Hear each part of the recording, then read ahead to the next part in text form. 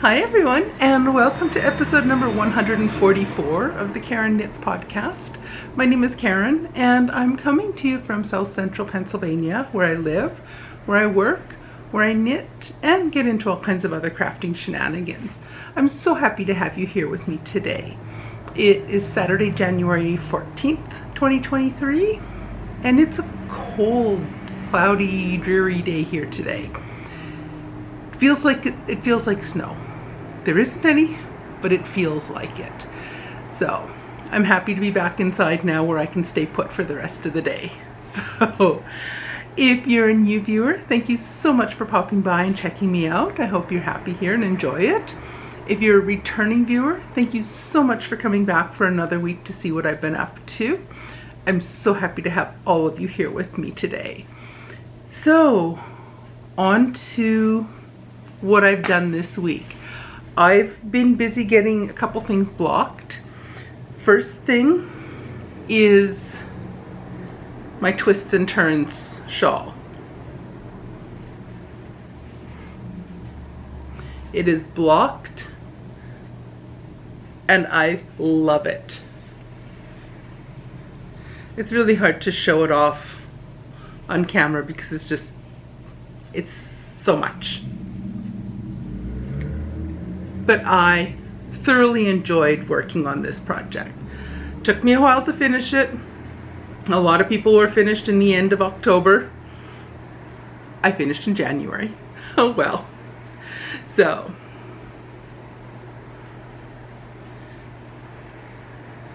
there we go. Twists and turns. So this is a Stephen West pattern. Not like I said last week, Stephen King. I don't know where my brain was last week. Oh, good grief. Anyway, so this is a West Knits pattern, and it was the mystery shawl knit along for the fall of 2022. So the clues came out. There was 4 clues that came out during the month of October, and I did okay keeping up for the first part, and then I fell behind, as I always do. And I eventually finished it.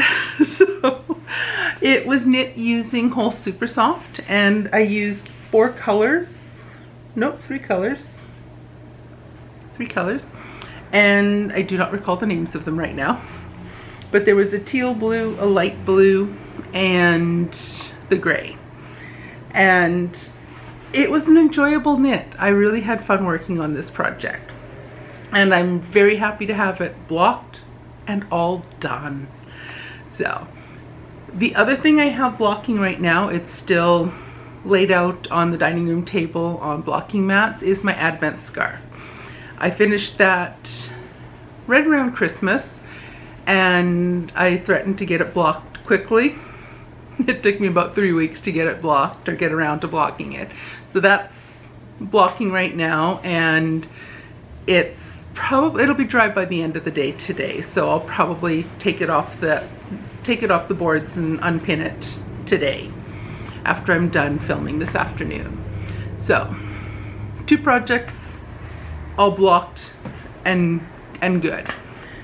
So my works in progress, I have 4 current works in progress that I'm working on, and I spent some time working on all 4 of them this past week, and I made decent progress on all of them this week. So the first one I'm going to show you is my Anthology throw. This is a pattern by Helen Stewart. It's just a big ball of fabric right here. It is part of her knit vent for 2022.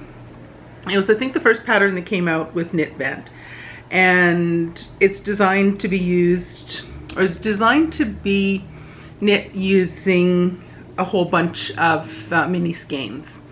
So I opted to use an advent calendar that I purchased for myself this past year, and I am on color number 2, 3, 4, 5, 6, 7, 8. I've just finished adding color 16 in. I have colors 17 and 18 are on the dining room table ready to be wound up into cakes, and then I'll continue working on that. So I just have the the end has been snipped and it's ready to add in color 17.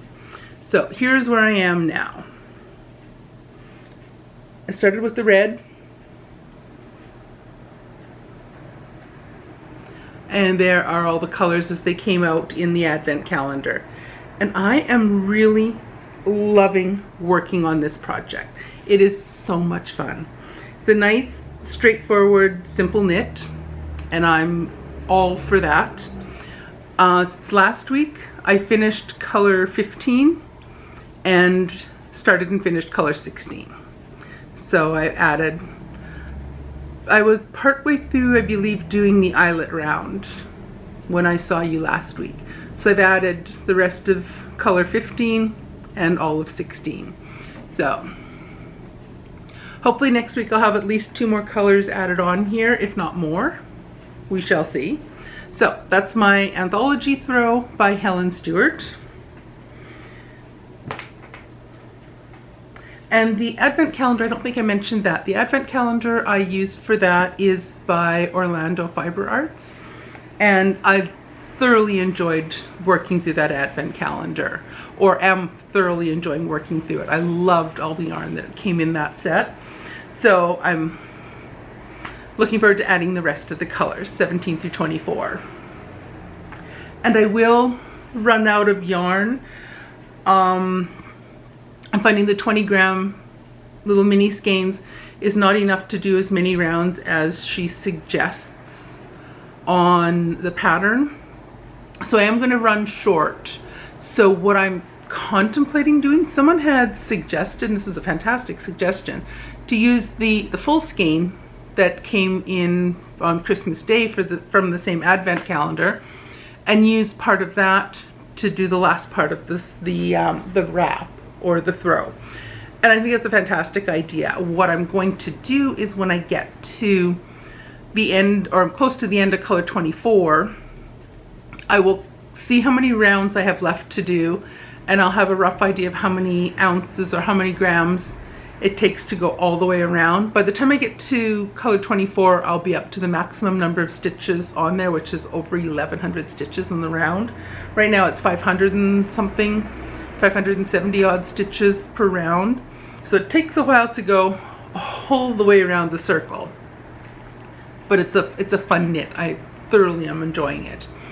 So what I'll do is when I get to color 24, I'll see how many rounds are left to do. I'll have an approximation of how many grams it takes to do one full round.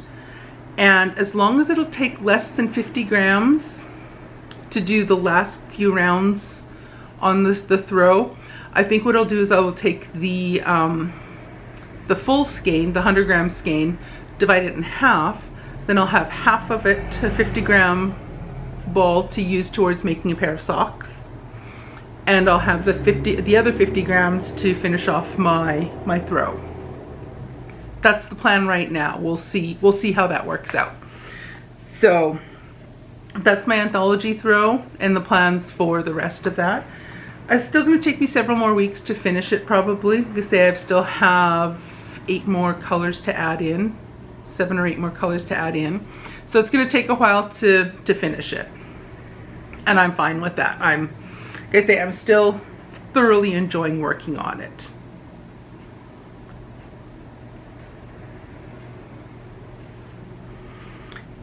I also have added more rounds to my Advent leftover socks. And so what I'm doing is the yarn that's left over from the Anthology throw, I'm taking the last of the yarn and doing a few rounds on a pair of toe-up socks.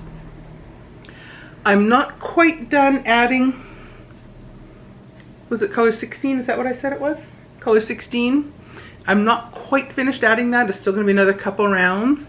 But since I saw you last week, when I saw you last week, I was ready to do the heel turn and the heel flaps.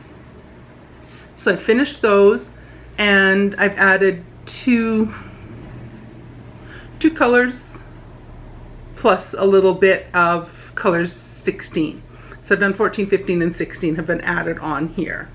So I will add this last little bit. I'll knit that into it later on today, and then I will be ready to switch back to the Anthology throw and continue with the next color, adding that onto the Anthology throw.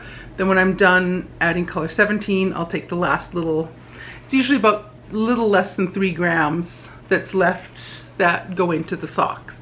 So I'll finish color 17 on the throw, then take the little bit of leftover, add it into the socks. And I'll continue doing that until I get to finish up color 24. My other whips, another one, so that's whip number 3. These are my January socks, and this is from, the bag is from Moonstone Dye Works, and this is the yarn from my 12-day advent calendar. Each of the 12 days has a 50-gram ball of yarn, or a 50-gram skein of yarn. Oh, good grief. Has a 50-gram skein of yarn, which I caked up, and I'm planning on using one color, one of the days for each month of the year. So I'll make a pair of January socks, then a pair of February socks, and so on. So these are my January socks, and again I'm doing them toe up, and for these ones I'm using a bare yarn for the toes and heels. I'll decide when I get up the leg whether I'll use white for the cuffs or if I'll continue and use the main color for the cuffs. We'll figure that out when I get there. So since I saw you last week, where's my marker? I've added this much on. I need to go maybe a ½ an inch more, and I'm ready to do the gusset increasing before it's time to add in the heel. So I'm close to the heel, so by the time I see you next week, I'll have the feet will be done, the heel turn and heel flaps will be done, and I'll be ready to move up the leg by the time I see you next week, or that's the plan. So happy with that progress on here. And I'm enjoying all these knits because they're all relatively straightforward, easy patterns where I don't have to put a lot of thought into it. I can be multitasking and working on something else while I'm working on my various projects. So I'm very much enjoying my January socks. So as I said, I will knit several more rounds till I have the next ½ an inch. It's probably only a few more rounds left to go, and then I'm ready to do the gusset increasing portion. And once the gusset increasing is done, then I'm ready to do the heel in the bare yarn. So happy with that progress. And that's not a specific pattern I'm following, it's just a basic toe-up recipe that I'm following for that. It's not a specific pattern.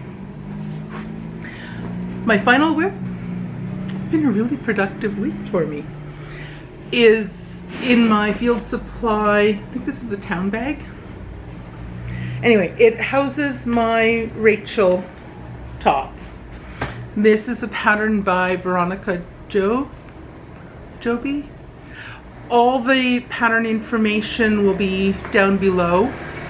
I'm using a new editing software program, and I haven't entirely figured out how to add text to the screen easily. It's usually gives me a few more gray hairs, so I'm trying to do it. So I need to practice and get a little better at doing that. But continuing on with the teal type of colors, here's where I am with my Rachel top. And this one is coming along nicely. Still got a long ways to go, but since I saw you last week, I've added from the marker upwards. So I've done almost 2 8-round repeats on here. So I've added about 15 rounds. And again, with this one, there's a lot of stitches on the needles. Only 2 rounds require a lot of thought, or not a lot of thought. only 2 of the rounds require that I have to pay attention to the pattern and count and do certain stitches. Those 2 rounds also require moving the stitch markers, which I have oodles of those on here so that I can keep track of where the little lace repeat goes. The rest of the rounds are just straight knitting. And it moves at a decent speed, but it slows me down a little bit because I have to move the stitch markers all the time. So that's my Rachel top. So it's slowly getting there. It has these really cool side panels that began quite a bit wider, and then every so many rows you decrease by 2 stitches.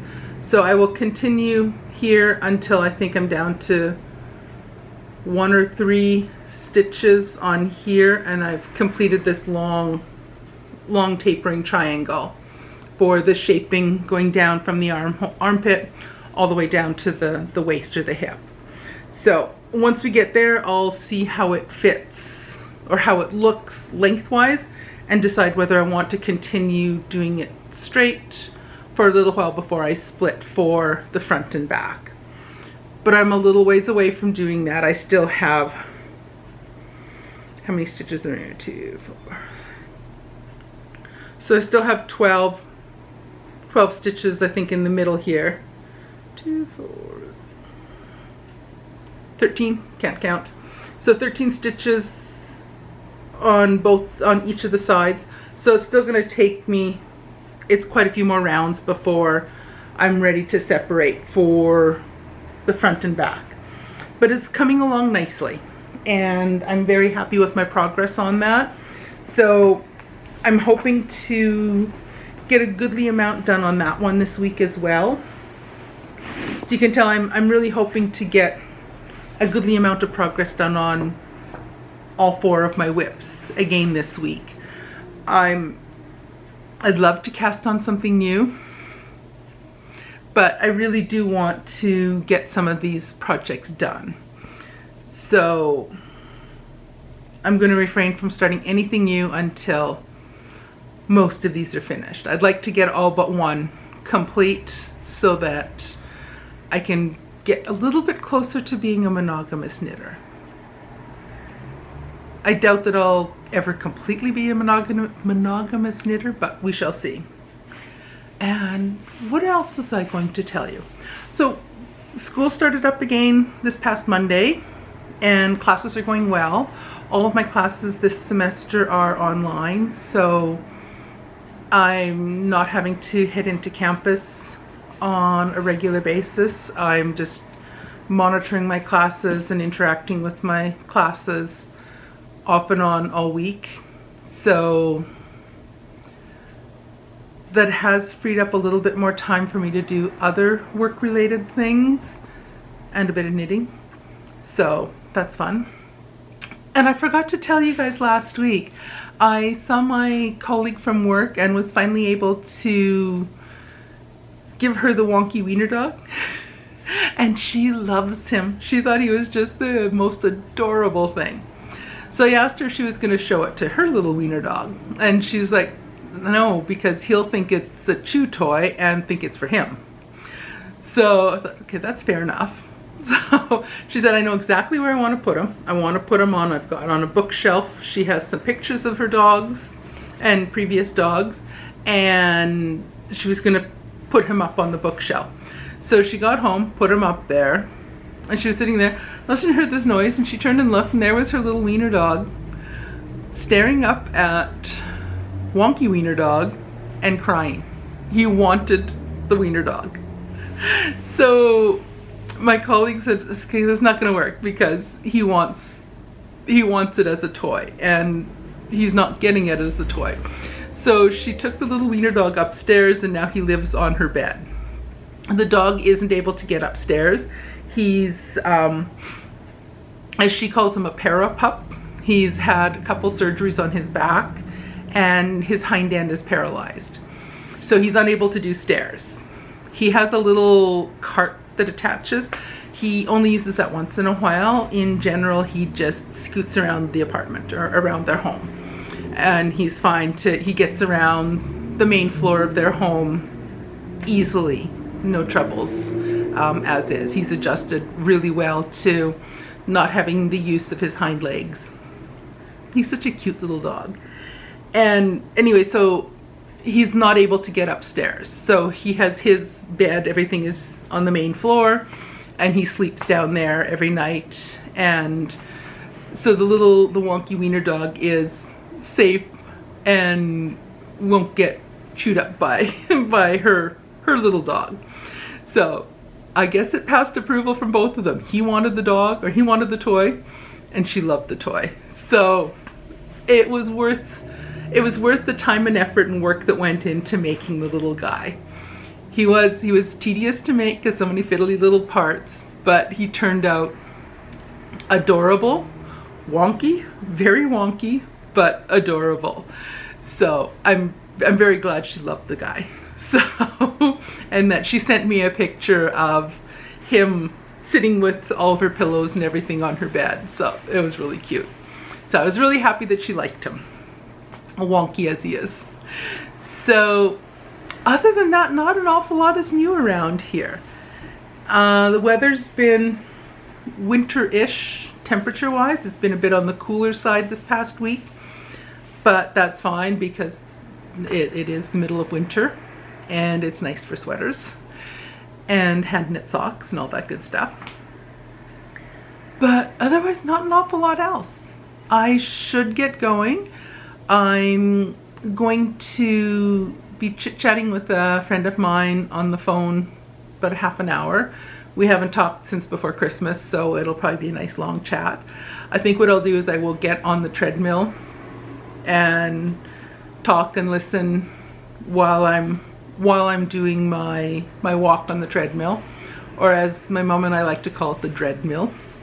So I've been trying to be good this year and trying to incorporate some new, better habits for myself in the new year. The first week of the new year, I had decided I wanted to be more conscientious on my journaling, that type of thing. So I make a point of, when I get up in the morning, I come to my home office craft room, and I spend a little bit of time, 20 minutes or so, jotting down a bunch of things and updating my journals, all of my journals from the previous day. Then I get myself a cup of tea, and then I turn on the computer and start fiddling around with things online. So that was one of the habits for the first week. And also for the first week, I've set the alarm and got up at 7 o'clock every day. I had been, through most of December, I had not been setting the alarm and had just been starting to sleep too late in the morning. Well, till 7:30, 8:30, sometimes in the morning. And I prefer to get up at a regular time in the morning and because I'm more productive in the morning. So the first week, journaling every day and getting up at 7 in the morning every day. Second week, I continued with those two habits, and I've been getting my tail feathers onto the treadmill for half an hour every day. Haven't done the treadmill yet this morning or today, and I'll get on the treadmill while I'm talking with my girlfriend, or when we're finished talking, I'll get on the treadmill. Either which way. So I want to get myself a continuous streak and get on the treadmill every day. Walk 1 mile, half an hour. I'm not walking fast. I'm in horrible physical shape. I'm very out of shape. So walking a mile, I'm only walking 2 miles an hour. It's a slow pace, but that'll pick up over time. So it's just a matter of just getting some exercise. I need it. So I'm not sure what I'm going to have for my habit to add on next week. I might not add a new one every week either. Just for the first few weeks I will. So those are kind of my resolution things that I'm starting in the new year. So otherwise, I think that's about it. And I think I've already told you that that was about it. So I will let you go. I'm starting to get a tickle in my throat and I'm going to start a coughing fit very soon if I don't stop talking. I will let you go and I shall see you guys again next week. Bye.